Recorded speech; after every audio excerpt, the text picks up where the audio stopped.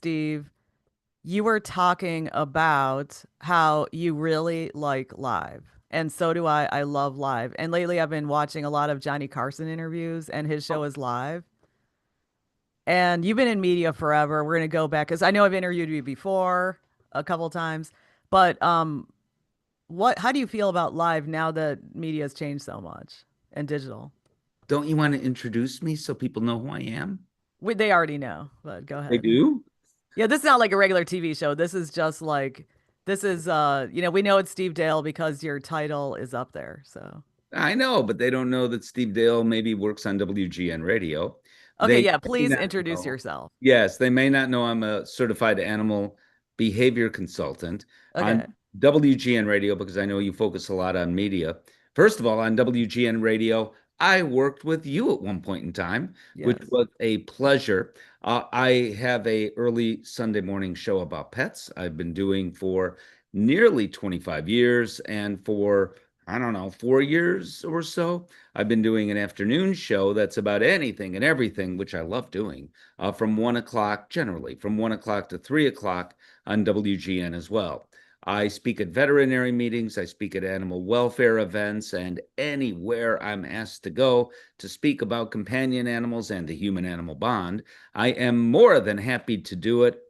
In addition to that, I author or contribute to books about pets. Hence the reason why, in part, I'm here. Da, da, da, da. That Yeah. is my most recent book, which I know we'll get to. And in fact, it's the first kids book I've authored. And we'll talk about that, I know. Now, and there's more to me than that. I serve on several boards, including the Every Cat Health Foundation, which is responsible for pretty much everything we know about cats. Human Animal Bond Association, Anti Cruelty Board in Chicago. I'm now on the Commission of Animal Care and Control, and one more, Association for Pet Obesity Prevention. And now, answering your question, I finally got there about live or taped.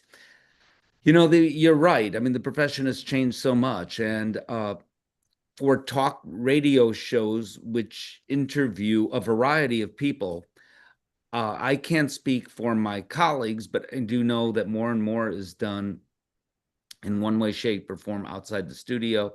It's recorded. Sometimes I need to do that too because of scheduling or whatever, but I totally love the live vibe. I am better, I think, when I'm live, and it's just more fun. And when you have a guest in studio, there's a connection. You see that person, you are talking to that person. It is different than talking to them on the phone. Not that you're using this kind of phone, you're using a studio line. And same thing with TV. I've been asked many times to go in and tape whatever it is. And they're concerned sometimes that I have a pet and they don't know what the pet will do, an adoptable dog, for example. And therefore, if it doesn't work out and the dog goes woof woof, they could redo it. I don't like that. I want the dog to go woof woof. I did a segment about an adoptable dog for anti cruelty just, I don't know, maybe a month ago for ABC7. And the dog ended up being, and it was a big dog, a 70-pound dog, maybe. And the dog ended up jumping in my lap or trying to do it, thinking, oh, this is a lap dog. To me, it made the dog more adoptable. The host did not mind at all. And that's kind of the way it should be. And I can give you a long list working with animals, a long list of things that have happened, particularly on the TV side, live. But that's kind of what makes it fun. And it's amazing when you look back for me on those old television shows or you talk to performers who say, oh my gosh, I'm performing on this sitcom now. It's about 22 minutes, maybe without commercials, and it takes 3 hours to tape.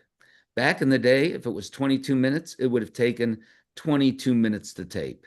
They Mhm. didn't stop for anything. And I can give you examples of shows where, okay, there was a mess up of some kind, and they just worked right through it as if it's a live stage play. That's kind of how it was done. And I admire that. Yeah, and let's break it down because I don't work in radio right now, but I work for a podcast, but I absolutely love radio because of that. So you've been in radio for a long time. Why do you love it so much? And originally you did pets, and now you're doing this new show. Why do you like doing both? Yeah, I do love doing both. And actually, I started off in radio just playing music. So you're not old enough to remember, maybe, but back in the 19 we have a date, I was playing disco music on the radio I and remember playing, that. I'm old enough, yeah. oh, don't argue with the guest. And also played a variety of pop music and all this other stuff, various formats. I mean, that's how you really learn. And before before it's all over, it would be fun to do that somewhere, somehow again, just for fun. Um, Play 70s music or 80s music or something like that. And that's how I began. But I also was very lucky, was at a very young age, I was able to do talk radio. And that was huge training, huge training. I love doing the pet show because pets, I still love doing that. It's my passion. That's what my career for the last 30 years has been focused on in many different ways. And I've been very fortunate to do the things that I've been able to do to reach as many pet parents as I've been able to reach. Having said that, having grown up in radio, doing everything, interviewing everyone, yeah, I love it when I get to now on the afternoon show on WGN last year or last election, rather, I'm sorry, everyone who ran for mayor for the city of Chicago was in the studio, not even by phone, in studio talking to me. And that's no small feat because I'm on Sundays and also because I think 812 people ran for mayor. So I had them all, not at the same time, marching in and out of the studio. Uh, I've had all sorts of celebrities on, a lot of those by phone, in part because I'm talking to some before they come to Chicago. So they're in whatever city they happen to be in. But it's been so much fun to interview a wide variety of people, book authors. I mean, just everybody and everything. Um, and before you ask, I'll answer anyway. The interview that of all the interviews, I've done thousands now. I mean, back in the day, I did entertainment. And wherever Oprah was in Chicago, I probably don't need to say her last name. Wherever she was in Chicago, I was because I was writing for People Magazine and USA Today, which was then kind of a startup, and covering entertainers as they came to Chicago. She was in Chicago. So whenever she appeared anywhere, it was news, at least entertainment news. And that was great fun before I pivoted to the pet world, which has been better, better, better, better, because I'm helping people out in so many different ways. So before you ask me, that's what I was saying. Isn't it fun when you talk to a guest who doesn't shut up? All right. So you could tell I'm a talk show host, right? So before you ask me, the interview that I've done, I've interviewed her 4 times, Dr. Jane Goodall, and a couple times in person. And nobody like her on the planet. There was no one like her. I've never met anyone. You walk into the room, there's a certain aura about her, and it sounds kind of weird, but there's a gentleness, but yet she was screaming in a very soft voice that we better get a word I probably can't say together, to make the world a better place. Okay. Yeah, and what's good about people, sometimes people will talk and they'll say, "Oh, I'm talking too much." I'm like, "No, you're not, because this is about the guest when I'm talking to you." But what was it like? You said you worked for USA Today when it was sort of like a startup, and now it's of course established. What is it like to work for a media outlet that eventually becomes pretty big? Well, I didn't know that it was going to become pretty big or not. And it out of the box was pretty big. I mean, because it was new and different, because at that point in time, their timing was great. I mean, people would rather read a story that's 2 paragraphs long rather than 2 pages long. And it was great fun to do while I did it. I had 2 tiers of duty with them. One was covering entertainment. I did that for a couple of years. As I said, anything happening in Chicago. At that time, there were junkets.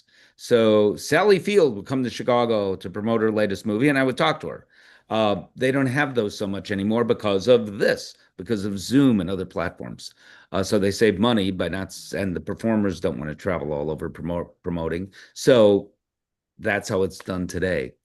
Um, that was one thing. And the other part of the question is about USA Today as a startup. They really kind of were a hit out of the box. And I never felt, and the editors, oh, so the second tier is USA Weekend, Mhm. their pullout magazine, which I'm not sure exists anymore or not. But for 5, 6, 7 years, I don't know, I was their pet guy. So whenever there was a story about companion animals, I wrote that story, which was it was a once a week thing, came out every Sunday, and probably once a month to twice a month, I had a story in there, Hmm. often a cover story. And I remember, wasn't it a big deal because they posted or they published color pictures? Mm, yeah, they did. And I honestly don't know if they're still around or not. I hope It they are. is. I just don't know. Yeah, they are, and I follow them on Twitter. Yeah, they're still around. So, but then, well, I have talked to you about this before about how you transition. I remember one time you said that when you decided to do pets, somebody said, "Okay, it's really going to affect your career." Can you talk about that? Well, I was brought up as a journalist, way back when I was in high school. I even covered local election stuff and fires and, the stuff that a journalist might do in training when you're in your senior year of high school or early years of college. And I ultimately covered entertainment, which I loved. It was great fun. And then People Magazine asked me to do a story about Oprah. One of the producers was Breaking Bad on her, and was saying, oh, so nasty things. And I knew some stuff. And they wanted me to write all that stuff, plus talk to several people who, for whatever reason, this was at the peak of her popularity. And that was quite a peak at the time. And I began doing the story for about a day. I didn't get very far. And I called my editor. I always said I wasn't going to be ever one of those reporters that hides in the bushes and jumps out at people. I also thought that revealing anyone's personal life, not that, by the way, I have great, amazing news about Oprah's personal life. I really don't. But if I did anybody's personal life, I would never do that. I mean, I just, that wasn't me. And I drew the line there. And I told my wonderful editor I mean, she was great. She was a great lady. This came from way above her. At People Magazine, that she'd have to find someone else to do the story. And by then, I had begun writing about pets. And not too long after that, I got a call from Tribune Media Service, the syndicate for the Chicago Tribune, and said, would you like to do a pet column? And I instantly did not say yes. I had to think about it because I instinctively knew that's all I would be writing about. And in fact, that is all I've written about. I've done a handful of stories in 30 years or whatever it is, that more than 30 years maybe, that aren't about pets in some way. Oh yeah, so sorry, I was gonna keep talking. Well, then also, I can. no, it's okay. No, I was gonna say that about pets though, did you have a passion for pets like all your life, or I mean, what? Yeah. Okay. Yeah, yeah. Oddly enough, I did not grow up with pets, but I loved the idea of having one. And as soon as I moved out, Pep moved in. But above and beyond that, just always had a love for animals. And I get that from my dad. We would sit and watch. At that point in time, there was no Animal Planet and there was no uh, cable. So the National Geographic shows, there were some and they were on network TV. And then there was Mutual of Omaha's Wild Kingdom with Marlon Perkins and forget his name, Jim Fowler. And Jim Fowler, and I've interviewed both of them, but they're both passed away. But Jim Fowler would be out in the field somewhere wrestling an alligator. And in his nice air conditioned studio, Marlon Perkins would say, here I am talking to you about alligators. You should know alligators. And he'd offer some facts. And Jim Fowler, and then you'd see him with the alligator, whatever it was, out in the field actually doing the work. But that's what was there at the time and loved it. And anytime Jane Goodall, her specials by then were appearing on network TV and others, and we would watch those together. At one point in time, my dad wanted to work at a zoo. He wanted to be a zookeeper.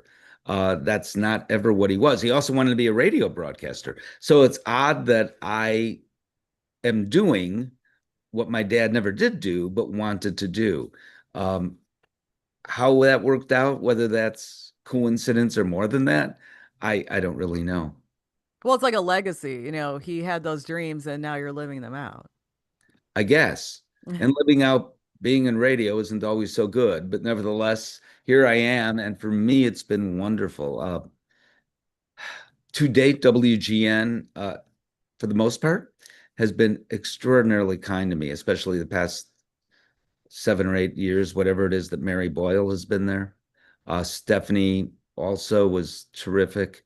So I've been very fortunate to work at this radio station where at one point in time, just a couple of years ago, I was number 6 or 7 on the list, whatever it was, and I was there more than 20 years. Now I'm probably 2 on the list, having been there 25 years, or 3 because some have retired. So it's just a stroke of luck that I landed at WGN. Well, also, I mean, the thing about the media and radio is it's sort of like a wave you ride because it's not going to be always perfect. I mean, of course, there's some people who are not scarred in TV. I did talk to somebody off the air who works in TV, and it just seemed like I was asking her about the hardships, and she said, "What are you talking about?" And I thought, "Oh, I guess she hasn't had any." But What? usually it's up and down. So Yeah, I yeah. mean, when people are not in it, they probably assume it's sort of smooth, but I think that's just par for the course. No, you have to be. I think it's true no matter what you do these days, especially you kind of have to be a rubber band and be willing to bounce back or to pivot to do something else. And I kind of pivoted in a way. I was doing entertainment. I wasn't forced to do that. It was my choice, but what a wonderful choice to make. And it turns out I've reached a whole lot of people having to do with pets. And what is most gratifying for me are the countless at this point emails I received that your column helped me, your advice helped me. I didn't have to relinquish my pet because of the advice you gave me. My cat's no longer missing the litter box. And that is, there's nothing more gratifying. So all the awards, and I've gotten awards, I don't even look for them anymore. I don't have room in my house for them anymore.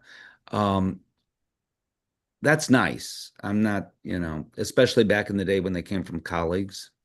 But what's even nicer is knowing that I made a difference in some way. I mean, I was the first guy to tell the White Sox, invite dogs to the ballpark. And now lots of baseball teams do that as one example. And there are lots of other examples. And I'm so happy about that. I mean, working toward finding a treatment for heart disease in cats. And now we have a treatment for non-clinical feline hypertrophic cardiomyopathy uh, through the Every Cat Health Foundation, which is an organization whose board I've been on over 24 or 5 years. I mean, I guess they can't get rid of me. But wow, to see what we have as a group, not me, been able to fund, the studies we've been able to fund, including those for heart disease, which in part is me, or feline infectious peritonitis, which is a disease in cats. It was fatal. It's now treatable. Um, I now talk about the snail mail letters I actually received at that time saying, you're wasting your money, not me personally, the organization. Stop funding studies because it'll never, ever be figured out. Well, not only did we figure it out, we figured out a way to treat it. I'm talking about FIP. All of this is like, I guess I can step away and say I did something good. Hmm. Well, did you start out like this, or were you ambitious, or how was it when you first started out doing media stuff? Because I think media lends itself to attracting ambitious people. Yeah, I think you're right, but I can't self analyze myself. Okay. It's hard to do. Um, Okay. you know me, so you'd have to tell me. Well, I didn't And know you back in the day, but yeah, no, I knew you you. did. I met you several years ago. Yeah, yeah, you did not. So I don't know the answer to that. I do know that I kept a letter. I'm hesitant to say his name, but I was working at a radio station in Arlington Heights. I was 2 years out of college, maybe. I mean, yeah, 2 years out of maybe not even. And I worked there for about 2.5 years. I did the shift from 7 p.m. until 11 p.m. and sometimes filled in on other shifts, but mostly that's what I did. It was a pop music station and also played music from the 60s. And one day I come in and there's a bin in back of me, and that's where the mailboxes were, these slots. And, of course, I go to the mailbox, I pull out, and I read a letter out of the blue after about 2.5 years there without any warning that I knew about or that I can recall now, saying something to the effect, Dear Steve, you seem like a really nice guy. This comes from the program director. You seem like a really nice guy. This industry is not for you. And today will be your last day at the radio station. I hope you find something better to do. And I've kept that all these years. And the guy who wrote that was a uh, journeyman radio broadcaster. He was always working. He worked in major markets, obviously, including Chicago, but this was Arlington Heights. So his career was on this is a suburban station where you start or maybe where you slide down to. And he was the program director. He had been working at WJJD.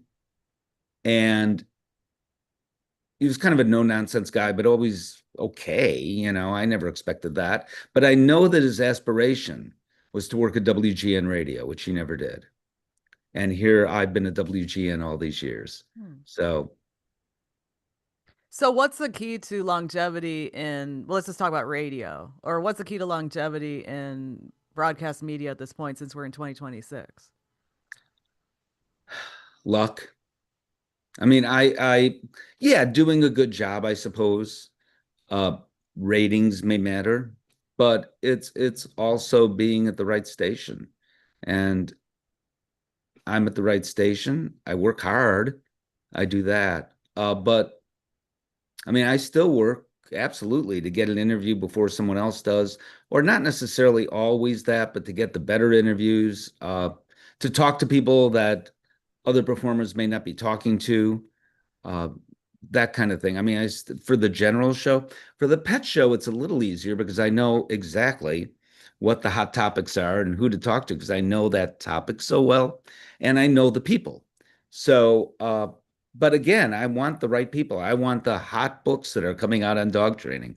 I also want to make a statement and make a difference. So I'm talking about the pet show now primarily.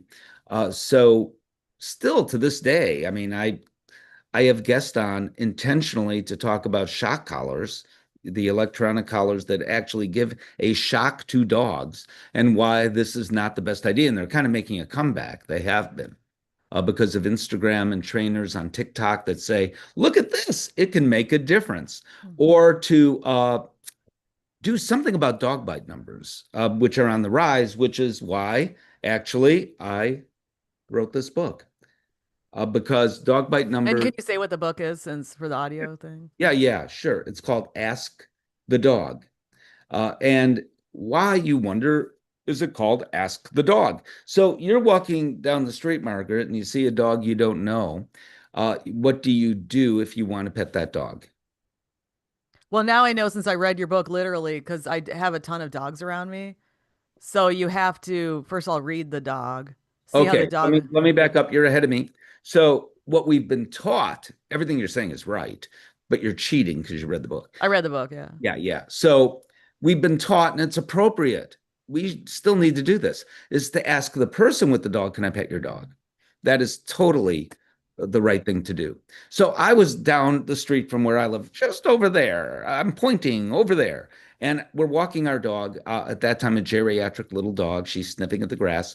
We live in a neighborhood like you do with lots of dogs. So there's a dog right next to us, and that dog is just sniffing the grass. And we're about to walk away. And the lady with the other dog says to me, don't you want to pet my dog? And I looked at the dog and I said, no, thank you. Because this dog was pulling to the other end of the leash, was not making body contact with me, and didn't, for any reason, I don't know why, did not want to interact with me. Now, it could be that this dog was hungry and wanted to go home, and home, the direction was the way the dog was pointing. It could be the dog did not like interacting with strangers, and she wanted to fix that issue by having me pet the dog. I mean, it could be that the dog wasn't feeling well. It could be anything. I don't know. But does it matter really? Would this dog have bitten me? Probably not. But I don't know that. And the dog was clearly telling me, and in a way that others might not recognize, especially since the owner said, please pet my dog, essentially. So we need to do a better job of reading dogs. Dogs are communicating with us all the time, constantly. Even the way the dog lays beside you, that dog is communicating. But certainly in our own homes with our own dogs and outdoors with dogs we don't know, they're always telling us things. How often do people pick up a dog that clearly doesn't really want to get up on the sofa with us at that moment? Maybe the dog in general loves to do that, but at that moment doesn't. But we pick up the dog because we feel it's our right, or because we feel, oh, I just want to pet my dog. And we're not paying attention to what the dog is saying.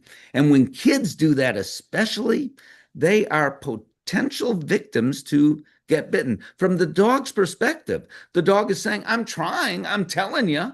I mean, dogs can't talk, but they are telling us.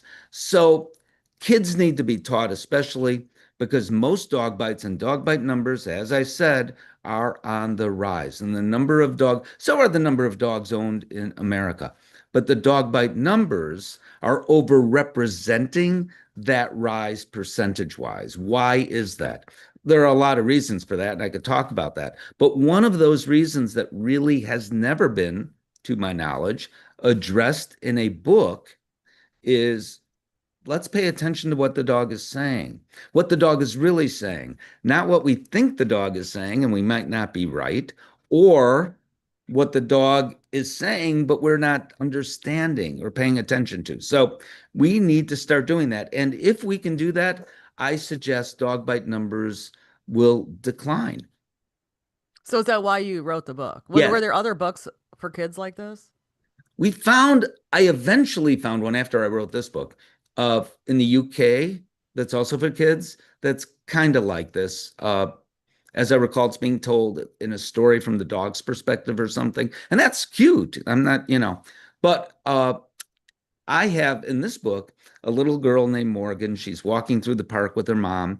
And like would happen in Chicago or lots of other major metro areas, you encounter a lot of dogs. And you encounter dogs that have all sorts of sizes, colors, shapes, but all sorts of dispositions as well. And how do you read what the dog is saying? Sometimes, no matter what the person is saying. So the person may say, go ahead and pet my dog, but the dog is saying, for whatever reason, not right now. And even with our own dogs, we often don't recognize that. Yeah, and I was going to say, I'm sorry to interrupt, but on Facebook, Mike Kessler, who's a longtime listener to my podcast, he said, coincidence. I was just posting on his Steve Dale page because your interview is popping up in Facebook, and he noticed that. Oh, hey, Mike. That's cool. I Yeah, love that. he's a long time. I call him like a supporter because he's been watching for a long time or listening for a long time. No, he's a great guy Yeah. But and, yeah, and so a talented guy in many ways, actually. yeah, and I was also gonna say about your book. Well, one thing I notice is it's written for kids, but then you have some paragraph, like you'll have like the interaction, then you'll have the paragraph of explanation. Did you test it out on kids to see if they receive that kind of thing? Or is it supposed to be read to kids or? Well, yeah, I did not test it out. I mean, really, I don't know. Interesting idea, but I don't know any author who does that per se. And I'm confident in what I'm saying here. Yes. What I do know is I do know dog language, if you will. I know signaling, it's called in canines, and I understand what that is. So when the artist, who was amazing, by the way, the person who did the illustrations for this book, did an amazing job. But I will say, on occasion, Shelby Kohler. yeah, Shelby Kohler. And I am told, I don't know if it's true, but I'm told because of this book, she's even had offers from others. But I Cool. didn't know her and I don't know her. It was all done through the publisher.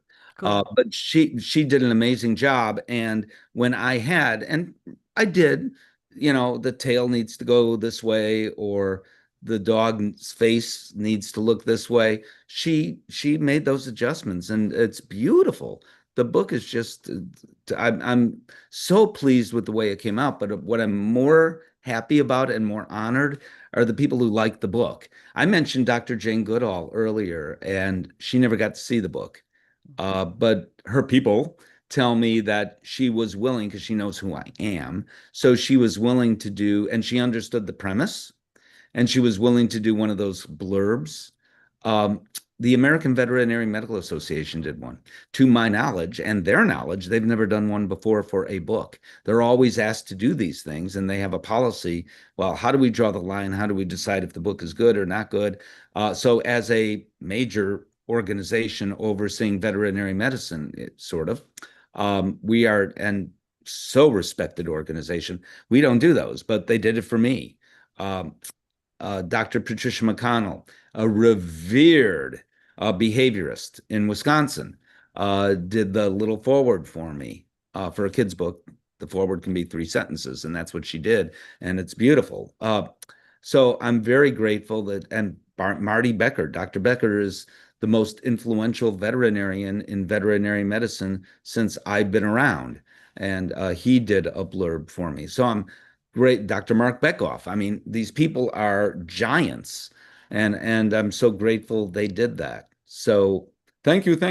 But That's great. but that speaks, I hope, well of the book and the messaging the book has in it. Because, as I say, I don't believe it's really been done. Veterinary behaviorist, the comments on Facebook that people make, they write little reviews or whatever. Veterinary behaviorists did it. I mean, oh my gosh. And I've had other behaviorists say, "Oh, this is great." Behaviorist. I mean, this is the strata that is above, way above anything that's my pay grade.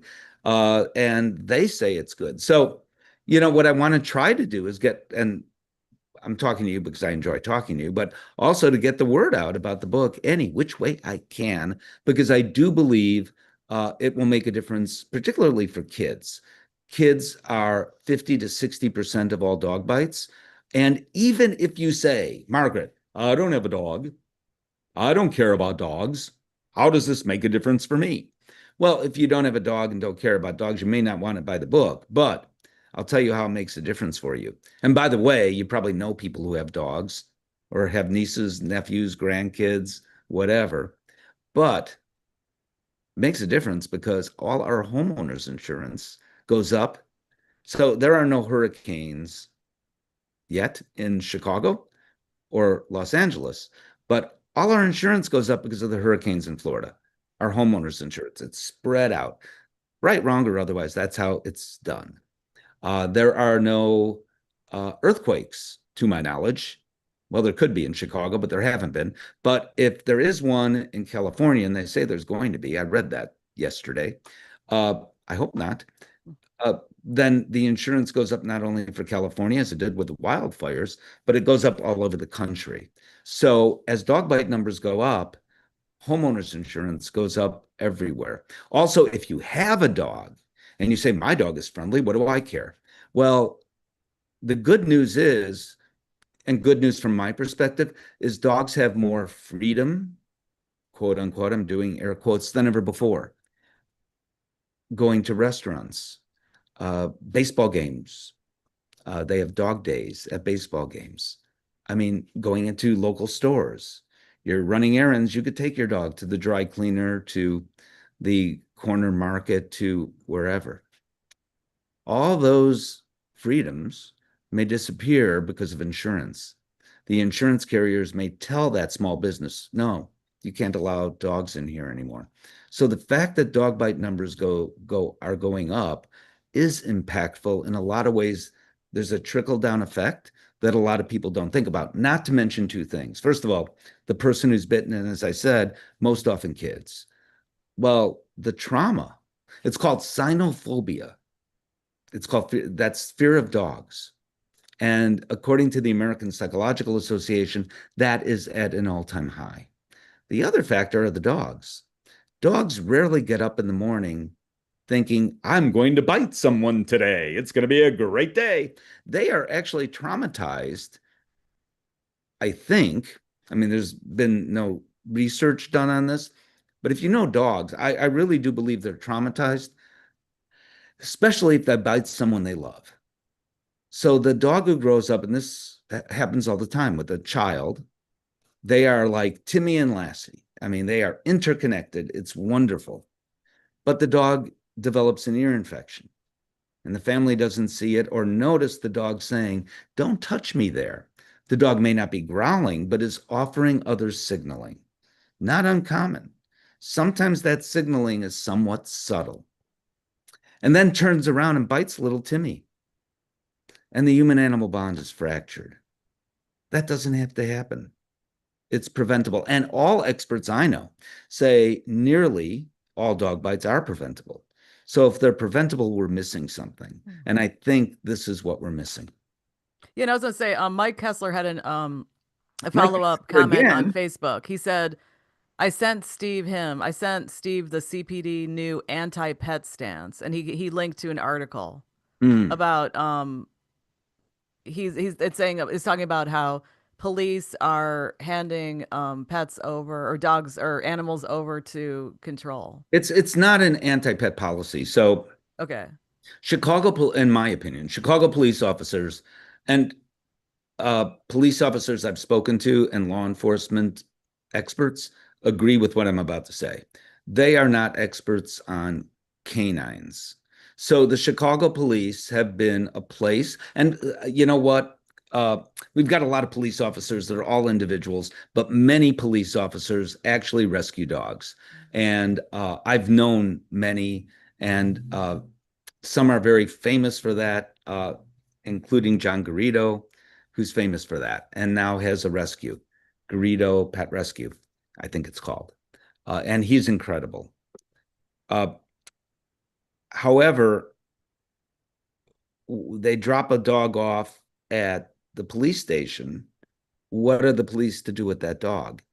And that dog always ultimately went to animal, unless they found someone who either owned the dog or had a scanner and the dog is microchipped and can find the owner. That dog would land at animal control anyway. Now they're just saying this has to happen faster. That dog really needs to go to animal control. And animal control, they are the experts at dealing with dog issues. Police are overburdened in Chicago and major metro areas anyway. I would say they have too much to do, and we have too few of them in general. This is not something that they're expert at. I don't want a police officer to be bitten by a dog, and they don't have the training to deal with. So a little white fluffy dog is so happy, he'll say hey, all the time. Sure, I suppose, but they don't need to do this. That's not their job. It is the job of animal care and control. So I don't believe it is a bad thing at all. All right, that's good you said that because I looked at this article. Actually, Garrido was quoted. Yeah. Yeah, he's the founder, co-founder of the nonprofit Garrido Stray Rescue Foundation. Oh, So he's incredible, and this organization is great. And I know several police officers and knew I didn't know her, but she was a police officer who was shot mhm. actually, and I've gotten to know her mom. And you know, she rescued dogs. Her mom was a teacher. Now she's retired. but continues to rescue dogs. Police officers, I believe, in general, there are exceptions, want to help those who need it most. Okay. And certainly dogs can fall under that category. Yeah. I'm just responding to Mike as well, just in the chat about Oh, I said that you said it's not anti-pet. no, I So don't. now Tell them back to to your say hi. book.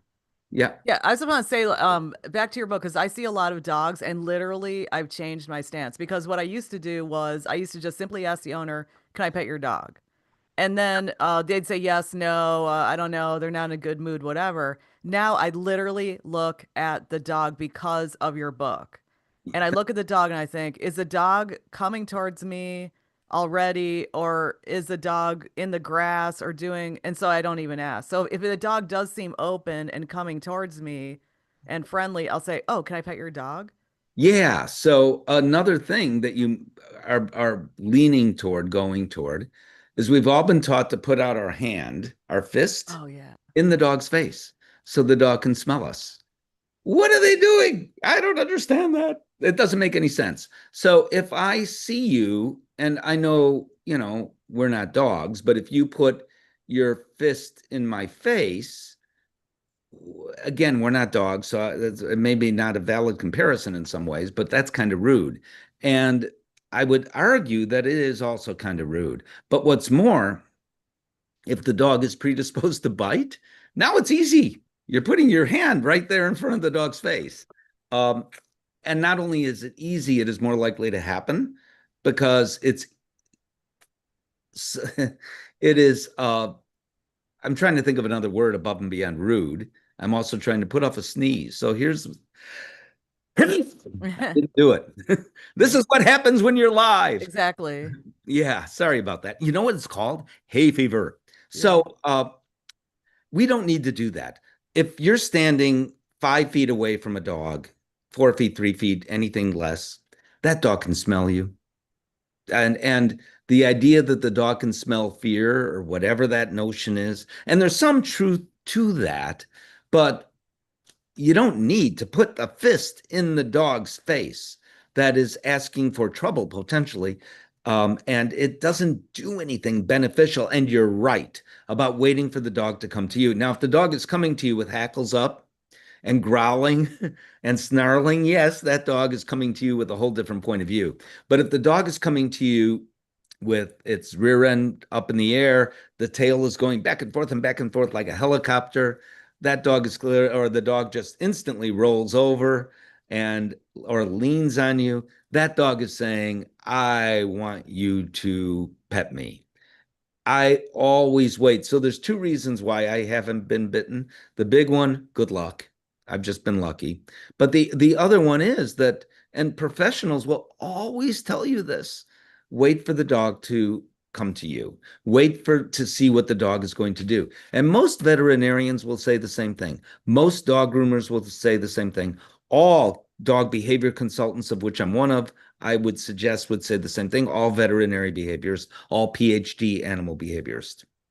Yeah, and also there's a park I go to near me. It's in front of the Newberry Library. There are so many beautiful dogs there. I love those dogs. I But know the even if I'm park. sitting on a bench reading, I will literally wait because sometimes the dogs jump up on the bench like yee, and then they jump off. They're so happy. But even Yeah, then, I'm hesitant. I'm just like, oh, they're just doing their thing. They're having fun with their friends. yeah. I'm just much more aware now. And also, sometimes the owners like they're busy and they don't want you to stop and pet their dog. Not because they don't like it. It's more like they've just got to get home and do some stuff.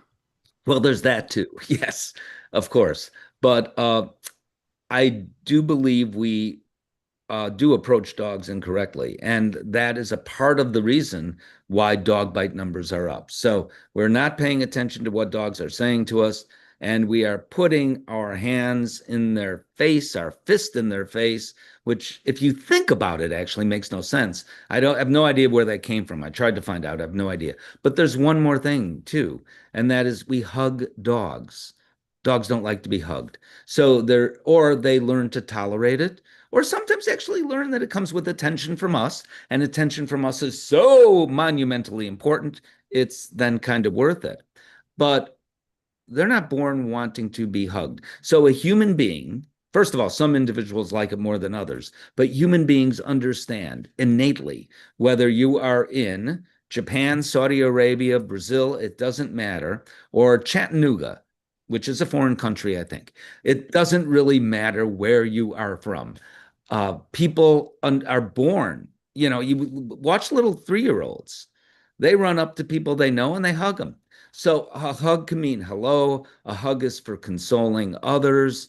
Uh, and we know, and that's true worldwide. Again, some individuals like it more than others, but nevertheless, we understand what that is. So do chimpanzees, so do orangutans, so do gorillas, and so do bonobos. All great apes have that in common. Many monkeys have that in common, as well as the lesser apes, which are gibbons and siamangs. All have that in common. Dogs are not primates. Mhm. And to hug a dog can be asking for trouble as well, especially a dog you don't know. Now, you are unlikely as an adult to go up to a dog you've never met and hug the dog. People do sometimes, but kids do all the time. And that is another reason why this book is important.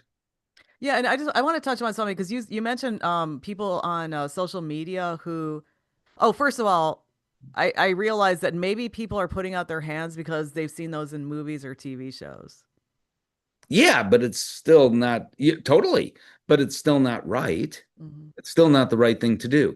And they do that in movies and TV shows because we've been taught to do that, but we've been taught incorrectly, I suggest. And I thought I'd get pushback on that, but I haven't so far. Maybe now I will, but I haven't so far gotten any pushback. People now, once I explain it, totally understand why it makes sense not to do this into a dog's face, to put your fist out into their face.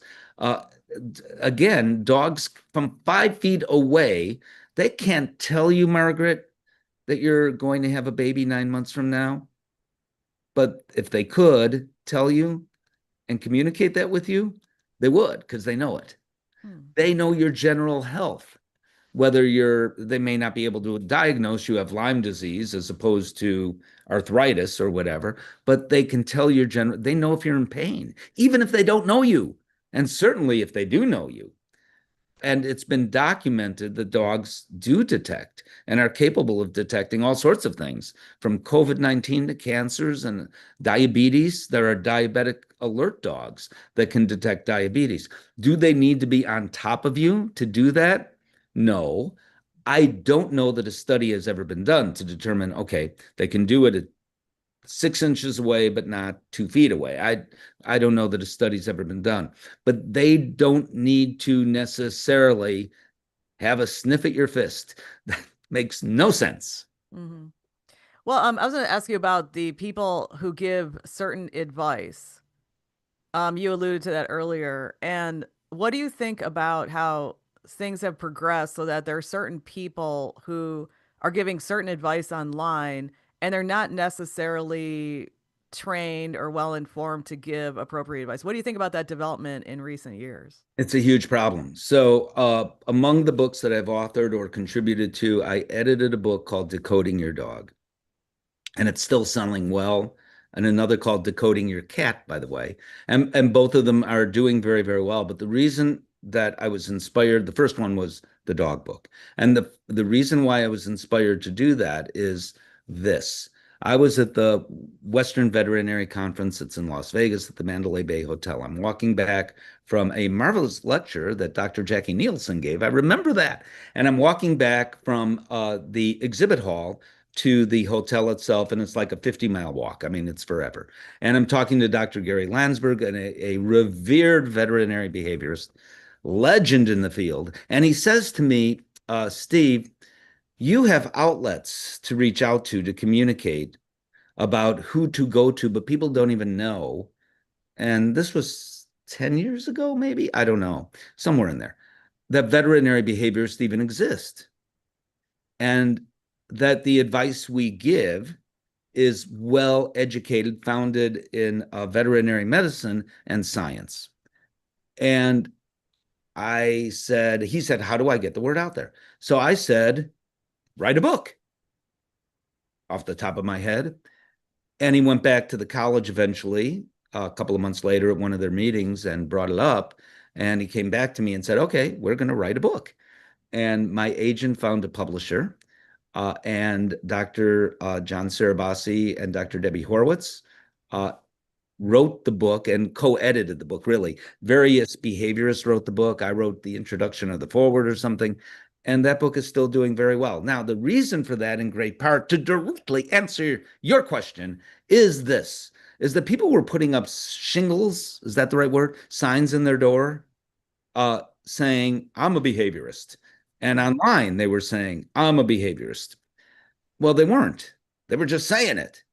They were saying that they were something that they are not. And I guess that's fraud, technically, but trying to fool the public. And maybe even were well intentioned. So the idea of the book in part was to say there are real behaviorists out there. And the veterinary behaviorists are the ones, in my view anyway, at the top of the scale. But there are behaviorists out there. Pay attention to who you're going to because it really does make a difference.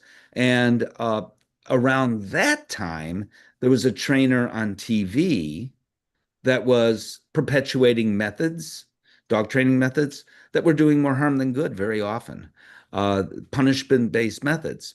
That kind of fizzled away for a whole lot of reasons.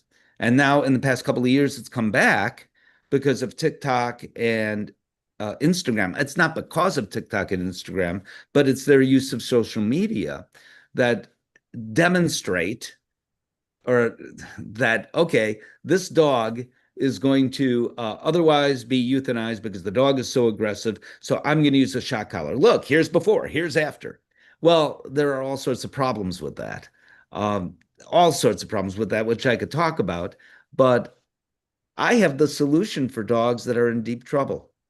And it's the same solution I had 10 years ago, veterinary behaviorist. And some of those behaviors, depending on the individual case, will also work with the dog trainer. But shock collars are sadly coming back. They, as I said, do far more harm than good. I mean, if you have a dog that's already anxious and you're creating pain in that dog, what are you going to do? You are going to make the dog more anxious. Now, if I lunge toward you, which would be hard to do because I'm not really with you, but if I were to lunge toward you and you were to shock me with the shock collar, I'd stop. And it's the same with dogs. So, yes, you can instantly impact behavior, but you are doing long-term damage and incidentally causing pain to your dog. Well, what about people who they get rescues and the rescues have a lot of issues? So is that when they should go to the veterinarian, etc.? The veterinary behaviorist, yes, depending on what those issues are. I mean, you Like know, aggression, like aggression, they've been yeah, exposed to a lot of stuff. So they're yeah, yeah. I mean, if the issue is house training, a book might help. Online advice can help. But if it's a more significant issue, not that house training isn't, people sometimes give up their dogs because they cannot house train that dog. But by and large, a veterinary behaviorist is the one to help. They have more tools in their toolbox than any trainer can have, no matter who that trainer is. And I'm not knocking trainers by any means, but what I am saying is they are also veterinarians. So a lot of the times, I said surprising amount, that behavior is created at least in part because of pain. So they are first and foremost veterinarians. So they can determine in a way that a dog trainer can't if the dog is in pain. And then they can do something about it also, being veterinarians. Dogs that are aggressive are generally aggressive because they're fearful if they're not in pain. They're fearful, or it couldn't be both, but they're fearful. Um, you cannot learn if you are panicked. Humans can't. So if I hold you outside a window of a 96th floor building and you're on the 96th floor and I'm holding you outside the window, I'm asking you, Margaret, by the way, can you host a podcast while I'm holding you out the window? And by the way, you say, I don't know how to do that. Oh, I could teach you. Somehow I'm thinking that's not the right time to do it. When people are panicked, and it's no different with dogs, cats, or other mammals, they cannot learn if they are panicked. So, how do we get them from that mode in which they are so incredibly anxious that I might call it panicked to where they can learn? And the answer to that is a psychopharmaceutical. Um, and some people push back and say, I'm not going to give one of those to my dog. It'll change my dog's personality. Well, it will create a way, it does adjust brain chemistry so the dog can learn and the dog is no longer panicked. Well, because also the dog has been through so much trauma. Yes, in many cases. So if you say, but often not, sometimes these dogs are just not socialized. But yeah, if the dog has been rehomed multiple times because of an issue and that issue is not addressed properly, that issue will likely just get worse. So is it possible to get a rescue who has a lot of issues and help the rescue to get better? Oh gosh, yes. Okay. Absolutely. Not 100% of the time, to be honest. And when I speak in veterinary meetings and say that, I get applause. When I speak to the public, particularly with a group where a lot of rescuers are in the audience, I don't get that applause. But that's just the truth. Some dogs, a very, very small percent, just cannot be helped. And for purposes of public safety, probably should not be adopted in the first place. But some shelters do it because they are no kill and they want to maybe to the best of their ability rehab those dogs. I don't know, but I do know oftentimes those are the facilities that hire trainers to do it fast and to do it fast or seemingly change that dog's personality. They use shock collars and other aversive methods. Temporarily, that does work. It can adjust behavior for a time, but now they've got a ticking time bomb. And if there's a kid in that family the dog is adopted to, that's a problem, especially. So I am concerned about shelters that are doing that now to please their no, their donors, the public, and also to get their numbers so they show they had, but it's not the right thing to do.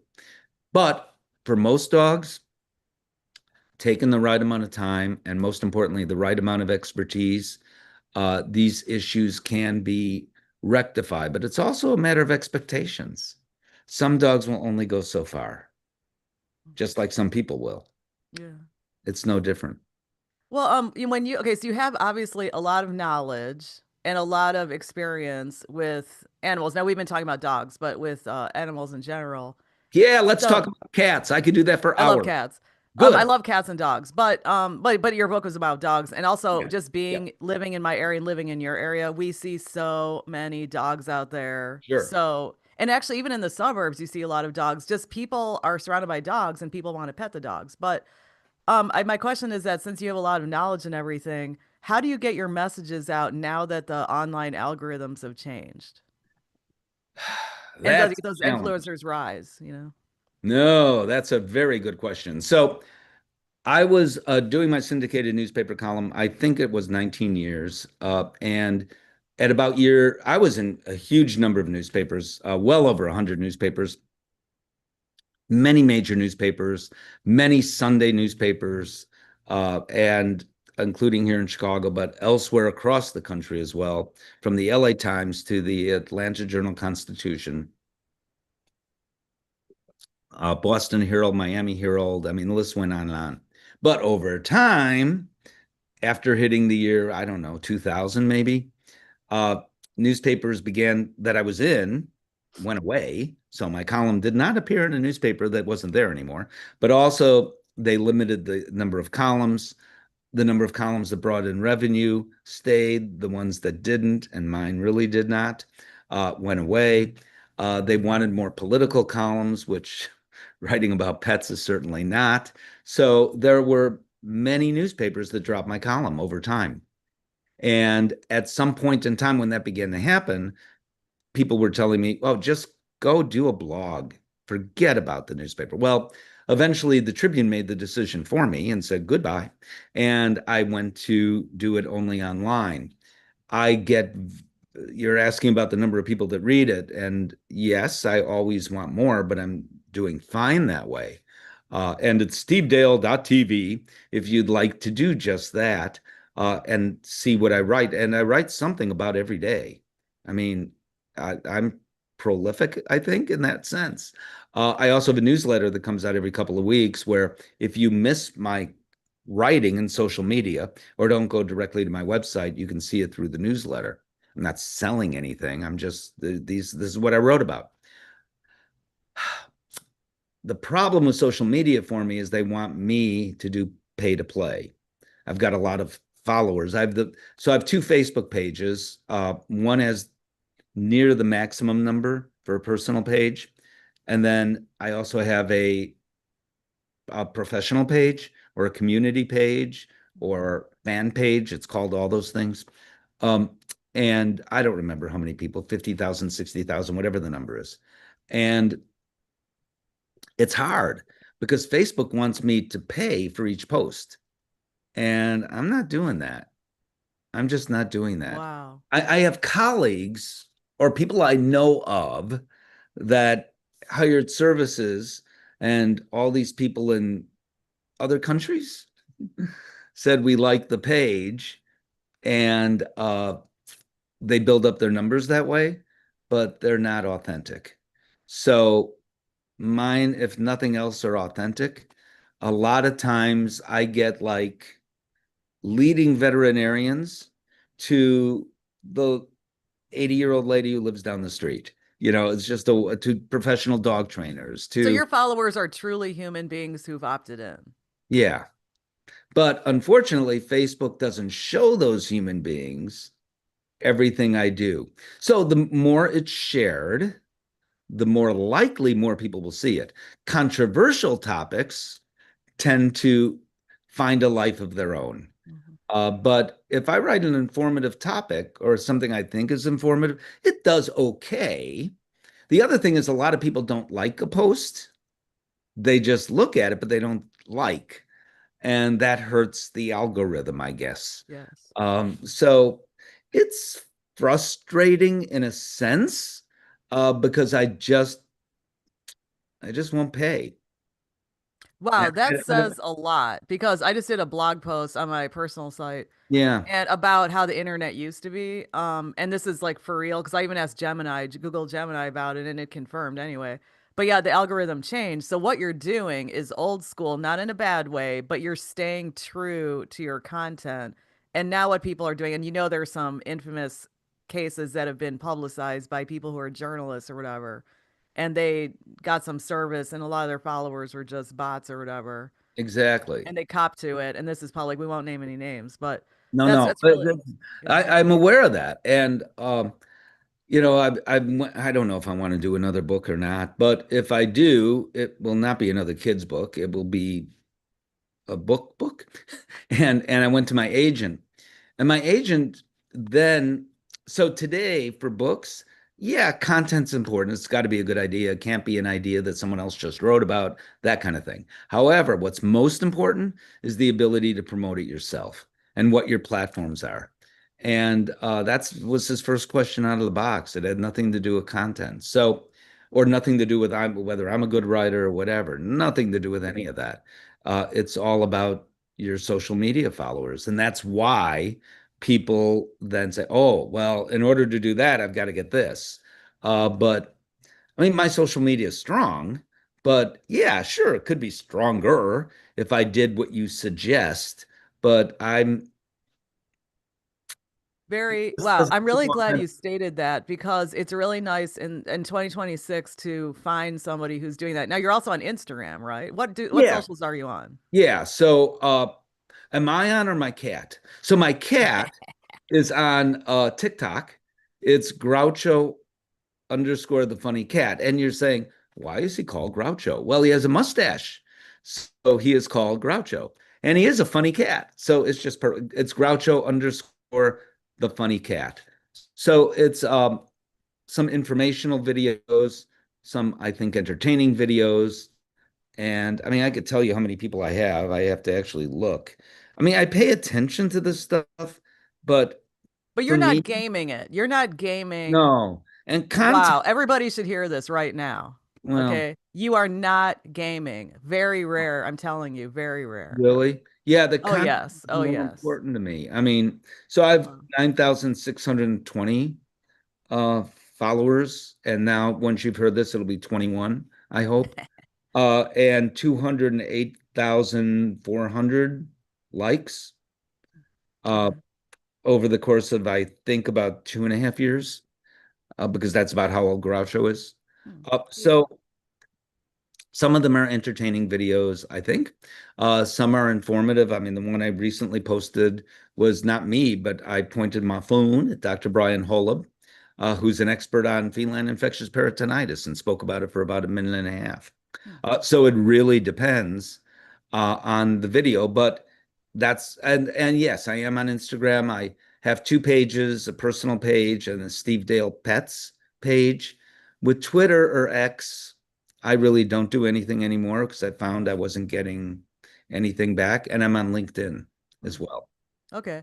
And that actually, you sort of answered my next question because I was going to ask you about attention versus helping because you talked about you love helping people. Because usually when we think of media people, especially long-term media people like you, who have so much experience in different forms of media and radio, which is I love radio.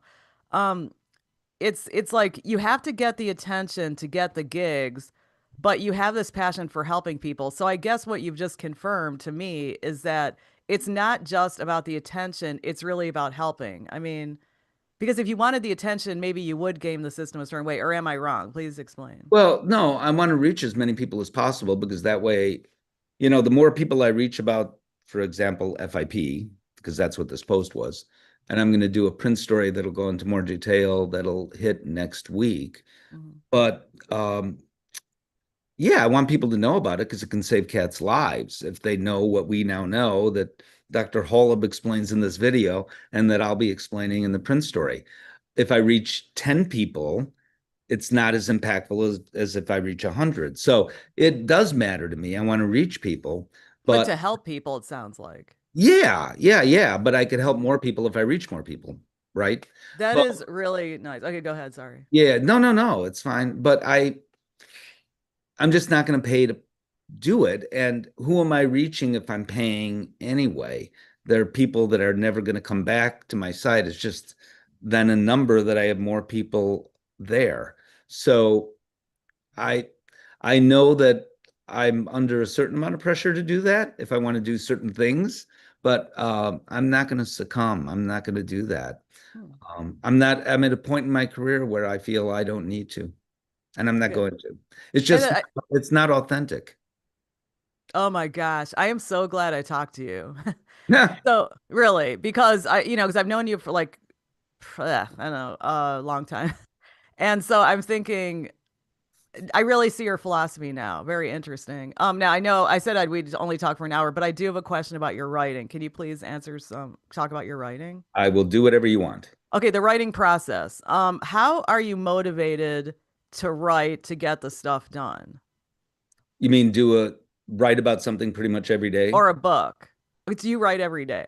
I do write every day. I have a blog post about every day. Yeah. So, what motivates you? Because I find it really hard to be motivated to write if there's not an external deadline or something. Um, I really don't like doing books, actually.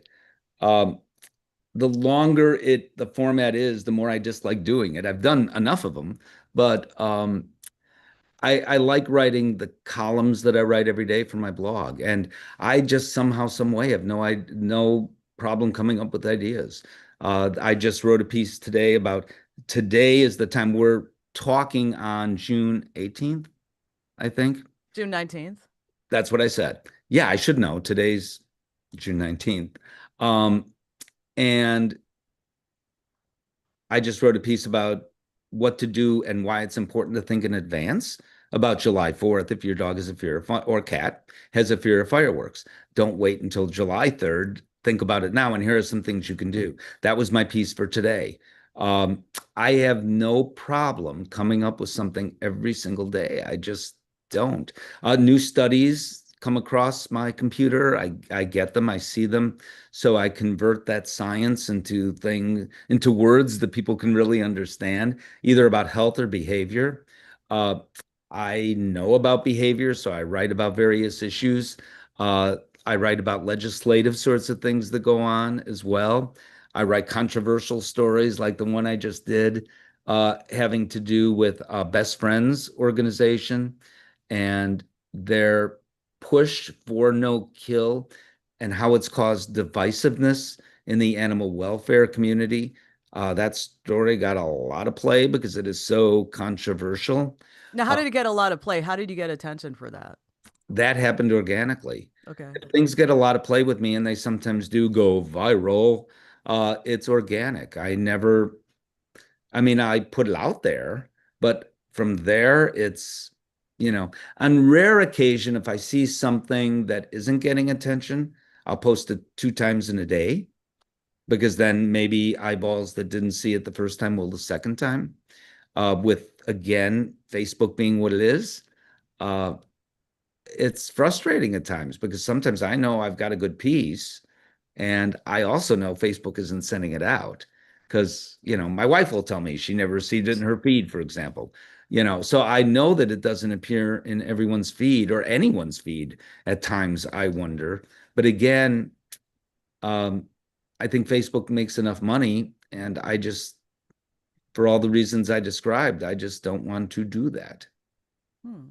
So, are you writing every day because you have these ideas, but you're not although I guess what I'm saying is, how are you motivated to do it? Because sometimes, yes, we have all these ideas and then we write, but then we're like, well, it's just going to go out in the ether. Does anybody care? Or Oh, you don't think that way? yeah, no, I don't. And then I know enough people. I mean, not every story is seen by as many people as I would like to have see my story, but I know it's being seen by people, and hopefully makes a difference. I don't know what motivates me to do it. I just do it. But again, you're talking to someone who's been doing this for a maybe not in a blog platform because blogs didn't exist when I started. But I wrote a twice weekly newspaper column for years. And I was paid essentially for a once weekly column all those Wow. years by the Tribune. But I did a twice weekly column. And in all those 19 years, I had little problems coming up with ideas to write about. Well, I guess what you're confirming is that once you're in the habit, you just do it, and it's like a part of you. Yeah, it is. I mean, I think you're right. Writing a book is more of a struggle, but a 300 word to 700 word or 800 word story, you know, at it's like talking to you now. You see, I have no problem doing that, and it's just a matter of putting it down into print. It's actually enjoyable for me to do. So, what's the experience of writing a book? I know you say it's challenging. For me, it is. I mean, I know people that would rather write a book than do a weekly column or a daily column, which is essentially what I do on my website is a daily column. Most days, but then some days I do it twice a day. I write about something. And I also cheat a little bit because I've got things that I can post that are easy to post, like interviews that I did on the radio, that kind of thing. So every Sunday, if you don't catch my pet show because it airs so early Sunday morning on WGN, 7:20 a.m. or WGNradio.com, then you can hear it or on through Facebook or any of my other platforms because I repost it. So I have something every Sunday to post. Uh, what did you ask me? Oh, books. About I don't know why it's more difficult for me to write. It just is. do you do the outline first, or how do you do it? Yeah, you have to because the publisher needs that. So the broad outline they want about what you're going to write about. For me, it's all been in my head, which is not easy because I have so little space in there. But nevertheless, it's all in there, and I just do it. I don't know. I don't know how to answer these questions. I mean, Okay, well, that's fine. I've been writing for so long that I just do it. Um, do I get writer's block? Sure. Do I get bored occasionally with my own just sitting in that chair? Sure. And I get up and walk around, or I go to the most important place in our house. the refrigerator. And then I go back to writing. Or maybe I'll take, when we had dogs, take the dogs for a walk, or whatever. But I but my column, I certainly have no problem with it all. I just, Hmm. unless I get hungry in the middle. Okay. And anything else? No, you've covered a lot of ground. I just hope people, it's available wherever books are sold, particularly on Amazon, and I hope people check out Ask the Dog. Ask the Dog, yes. And it does have really good advice. So even if you buy it for a kid, read it for yourself because it literally changed my approach. I read it when we first communicated a couple of months ago, and I'm still thinking about it. I still have a copy, and it's very, very good advice. Thank you. Thank you. I appreciate it. And it's good to talk to you again. I know. And I'm gonna stop the recording. Oh, I'm no. gonna, yeah, I'm gonna stop the live stream right now.